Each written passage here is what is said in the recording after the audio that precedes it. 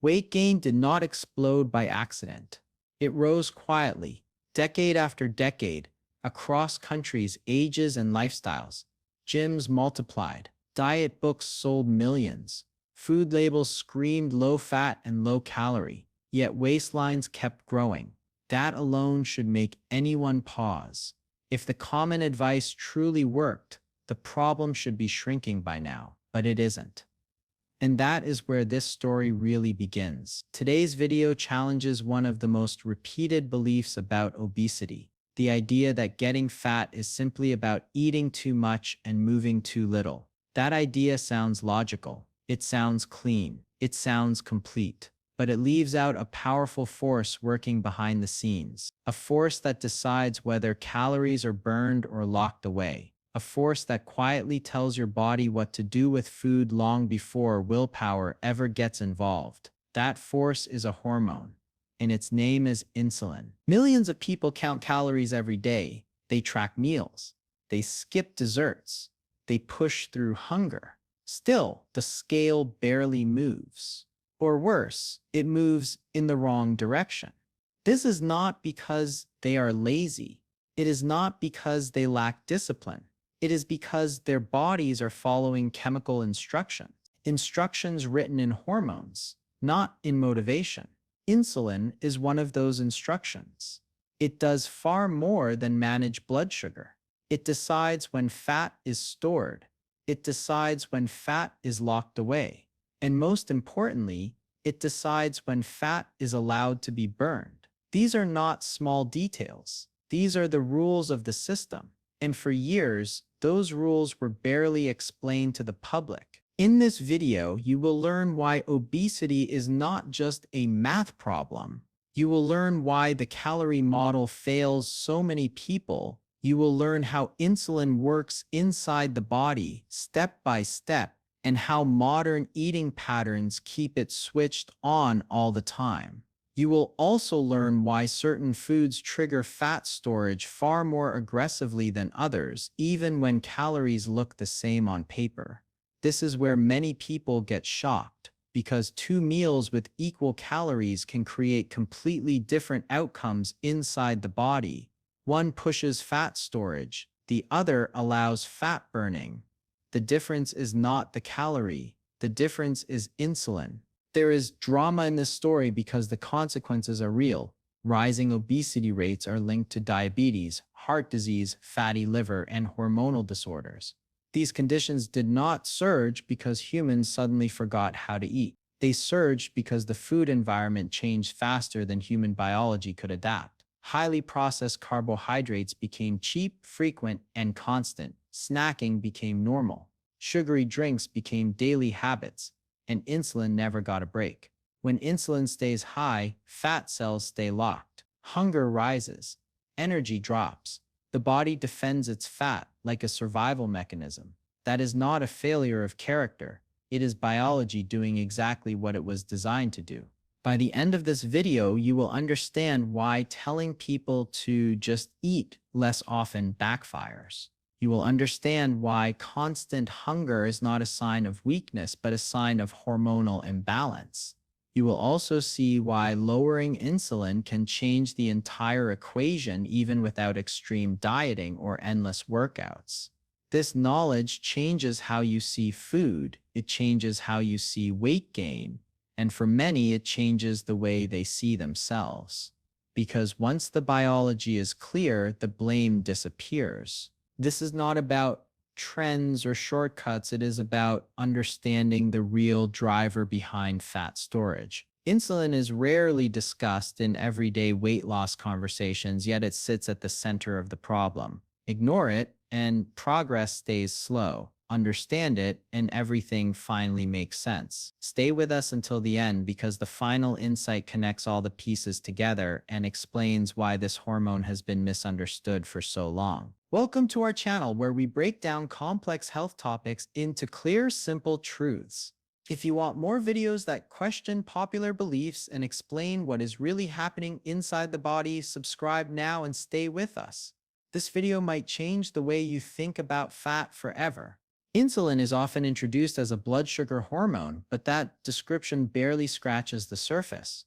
Its real power lies in what it tells the body to do with energy.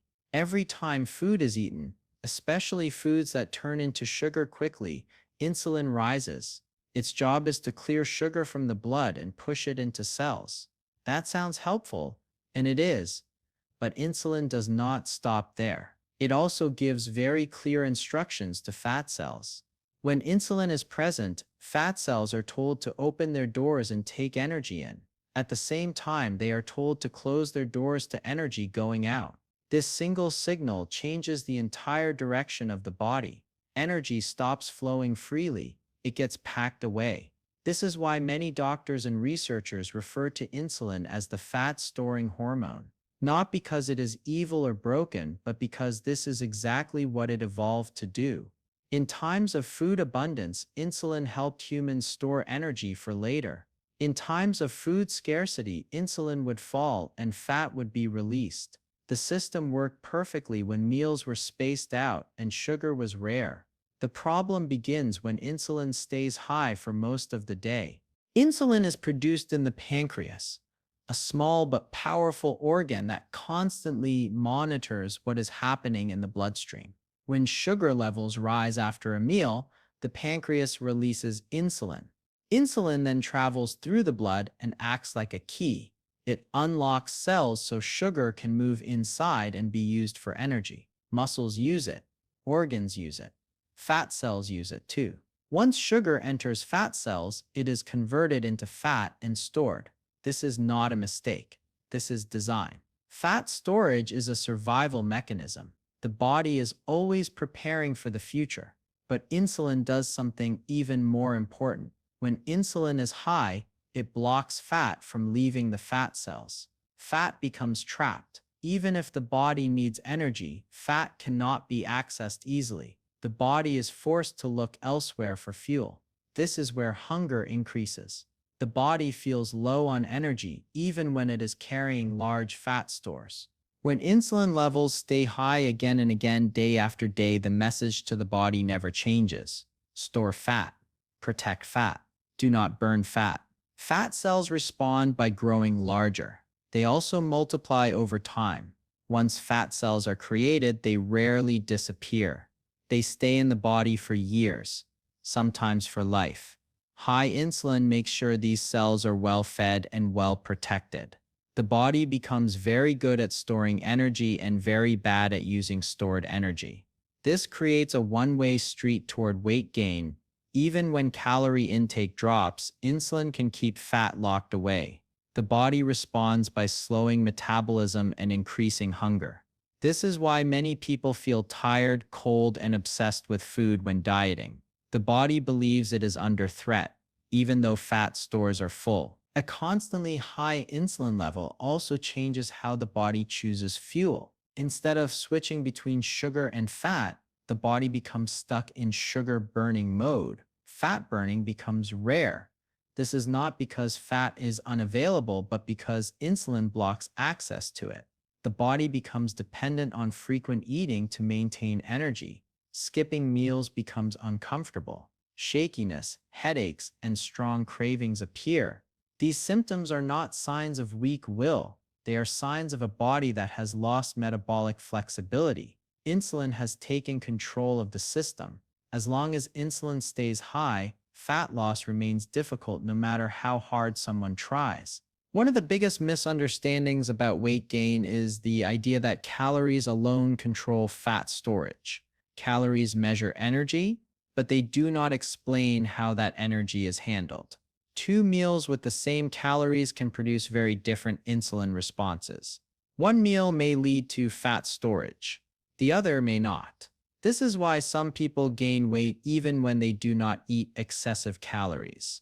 Their insulin response pushes energy into fat cells efficiently. Others may eat more calories but store less fat because their insulin response is lower.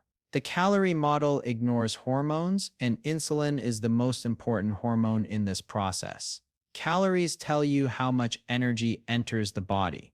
Insulin tells you where that energy goes. When insulin rises frequently, fat storage becomes the default setting. The body does not ask whether fat storage is needed. It follows instructions. This is why frequent snacking is so powerful. Each snack raises insulin. Each rise reinforces the fat storing signal. Over time, insulin no longer returns fully to baseline. The body stays in storage mode. Fat loss becomes rare, even during sleep. This changes body composition slowly but steadily. Weight creeps up, clothes fit tighter, energy levels drop, and yet food intake may not seem extreme. The real issue is not quantity alone, but frequency and hormonal response. Many people believe that exercise should fix this problem. Exercise is healthy and important, but it cannot override insulin completely. When insulin is high, fat burning during exercise is limited. The body relies more on sugar. After exercise, hunger often increases and insulin rises again with food. Without addressing insulin, exercise becomes less effective for fat loss. This leads to frustration. People feel they are doing everything right, yet results remain small. This frustration often turns into self-blame.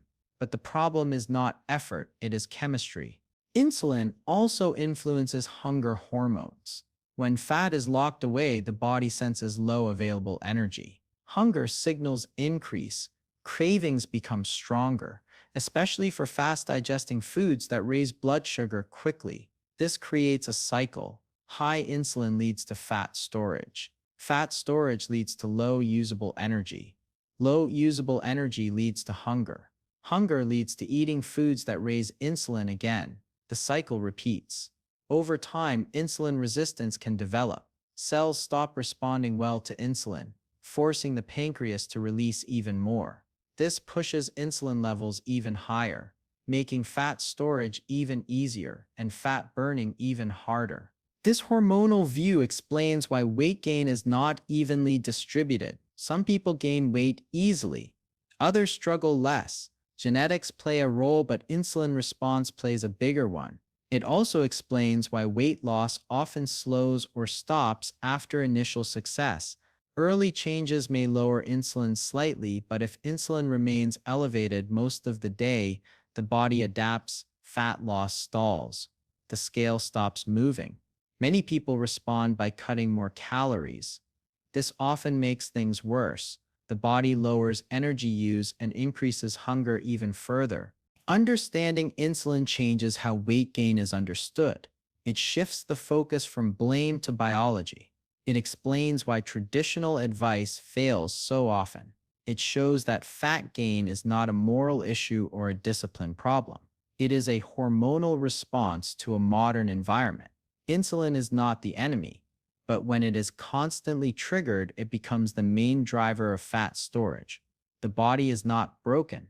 It is responding exactly as it was programmed to respond. Insulin does not rise randomly. It responds to very specific signals, and the strongest signals come from modern food. Refined carbohydrates sit at the top of that list. Sugar and white flour are broken down very fast in the body. They enter the blood as glucose in a short time. This causes a sharp rise in blood sugar, and the pancreas reacts immediately by releasing insulin. The faster and higher the blood sugar rises, the stronger the insulin response becomes. This is why foods like candy, pastries, white bread, and sweet cereals are so powerful at pushing insulin up. They require very little digestion. The body treats them as an emergency that must be handled quickly. Insulin floods the system to clear the sugar from the blood, and much of that energy is sent straight into fat cells. Sugary drinks are even more aggressive. Liquid sugar moves through the stomach quickly and hits the bloodstream almost all at once. There is no chewing. There is no slowing effect from fiber. The insulin spike is fast and intense. Calories from drinks also fail to trigger strong fullness signals, so people often consume large amounts without feeling satisfied. This leads to repeated insulin spikes throughout the day. Sweets work in a similar way. They combine sugar with refined starches and fats, creating foods that raise insulin while encouraging overeating. Over time, these repeated insulin surges train the body to stay in storage mode. Constant snacking plays a major role as well. Insulin is meant to rise after meals and fall between them. That rise and fall allows the body to switch between storing energy and burning energy. When food is eaten every few hours, insulin never fully drops. Even small snacks can keep insulin elevated. A handful of crackers, a granola bar, a sweetened coffee drink, or a piece of fruit can be enough to restart the process. The body stays locked in a fed state all day. Fat burning rarely turns on. Hunger still appears because stored fat cannot be accessed easily. This leads to more snacking, which keeps insulin high again. The cycle feeds itself. Over time, some people develop insulin resistance. This happens when cells are exposed to high insulin too often. They begin to ignore the signal. Insulin still knocks on the door, but the door does not open as easily. Sugar remains in the blood longer. The pancreas senses this and releases even more insulin to force the message through. This compensation works for a while, but it comes at a cost. Insulin levels rise higher than normal and stay high longer. Fat storage becomes even more aggressive. Fat release becomes even more restricted. Hunger signals grow stronger. Cravings increase, especially for quick energy foods. This is not a sudden event. It develops slowly, often over years, without obvious symptoms at first. Insulin resistance creates a deeper problem because it changes how the body responds to food at a fundamental level. Meals that once caused moderate insulin responses now trigger large ones. Even foods that are not very sugary can raise insulin more than before. The body becomes less flexible. Energy levels fluctuate more. Fat gain becomes easier. Fat loss becomes harder. This is why weight gain often accelerates after a certain point. The system becomes self-reinforcing. High insulin leads to insulin resistance. Insulin resistance leads to even higher insulin. Each step pushes the body further into fat storage mode. This hormonal state also explains why common advice often fails. Eating less sounds logical, but when calories are reduced without lowering insulin, the body reacts defensively. Metabolism slows. Energy expenditure drops. The body tries to conserve fuel. Hunger increases. Thoughts about food become constant. This is not because the body enjoys suffering. It is because insulin is still telling the body that fat is unavailable. The body believes it is running out of energy even when fat stores are large. Reducing calories alone does not change this message. It often strengthens it. Exercise faces similar limits. Physical activity burns energy, but it does not automatically lower insulin enough to unlock fat stores. When insulin is high, the body prefers to burn sugar during exercise. After the workout, hunger often rises. Food intake increases. Insulin rises again. The net effect on fat loss can be small. This leads to the belief that exercise does not work, when the real issue is that insulin is still controlling the system. Exercise is beneficial for health, strength, and mood, but it cannot fully overcome a hormonal environment that favors fat storage. Lowering insulin changes how the body uses energy. When insulin drops, fat cells receive a different signal. The door opens. Stored fat becomes available. The body can switch fuels more easily. Hunger often decreases because energy is finally accessible. This is why people sometimes feel calmer around food when insulin is lower. Meals become more satisfying. Snacking becomes less urgent. Energy levels stabilize. The body no longer feels trapped in a cycle of constant feeding. Sugar and refined carbohydrates play a major role in obesity because they drive insulin higher and more often than most other foods. They are easy to consume, fast to digest, and widely available. They fit perfectly into modern eating patterns that encourage constant intake. The body was never designed to handle this environment. Insulin was meant to respond to meals, not to nonstop grazing. When insulin is pushed beyond its natural rhythm, fat storage becomes the default outcome. This perspective changes how weight gain is viewed. It explains why some people struggle despite effort. It explains why hunger can feel uncontrollable. It explains why fat loss often returns once old habits resume. The body is not counting calories. It is responding to hormonal signals. Insulin sits at the center of those signals, quietly shaping outcomes long before the scale changes. Obesity is often treated like a simple numbers game, but the human body does not work like a calculator. Calories matter, but they are not the full story.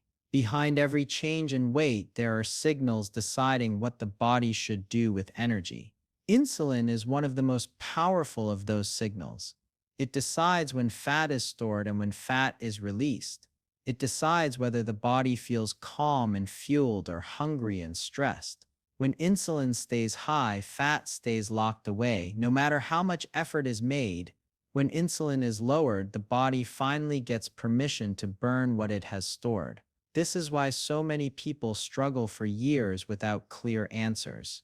They were given rules about food, but not the biology behind them. Understanding insulin changes everything. It replaces confusion with clarity. It replaces guilt with understanding. Weight gain stops looking like a personal failure and starts looking like a predictable response to modern habits and modern food. Once the role of insulin is clear, the problem is no longer mysterious. The body is not broken. It is responding to signals. Change the signals and the outcome changes too. That is the real message behind this video. If this explanation helped you see obesity in a new way, support the channel by liking this video. Share it with someone who might need a clearer answer than they have been given before. And subscribe to the channel for more simple, honest breakdowns of health topics that truly matter. Your support helps this message reach more people, and together we can keep asking better questions and finding better answers.